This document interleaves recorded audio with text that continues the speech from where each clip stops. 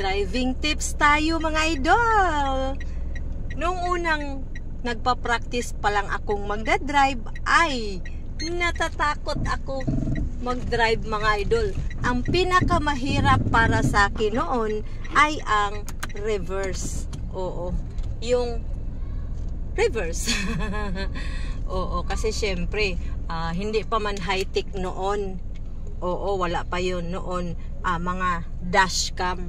Pero ngayon, may dashcam na, ay hindi na tayo mahihirapan pang mag-reverse. Kasi, tatlo lang naman ang titingnan natin. Left side mirror, right side mirror, at yung hindi na tayo titingin-tingin.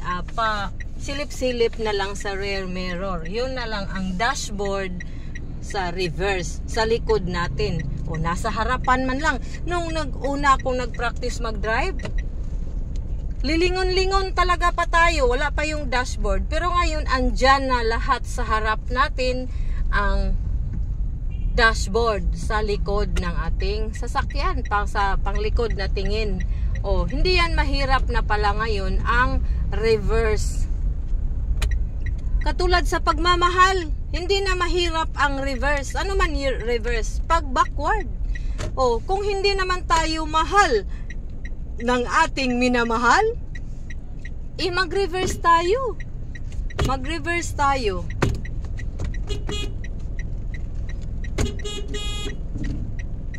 O, balik tayo.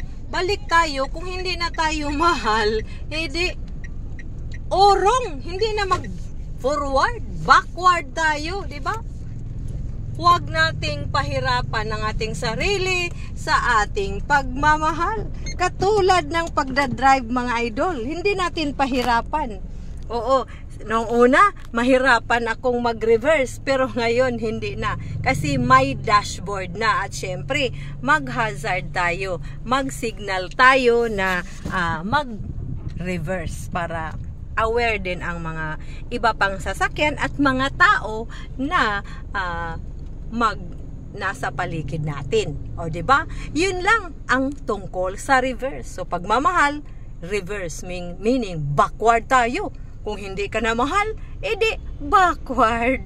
Yun lang mga idol. Paki-follow na din niyo ako. I-share na din. Marami pa po akong video tungkol sa driving tips, cooking tips, Monday is beauty tips. Tuesday, Facebook tutorials. Wednesday, usapang love life. Thursday is driving tips. And then Friday, cooking tips. Saturday, pangkabuhayan at syempre budgeting tips. Sa Sunday ay more on spiritual tips tayo, awakening, ganyan, motivational. So yun lang, abangan ninyo mga idol. Sana nakatulong at mag-ingat tayo.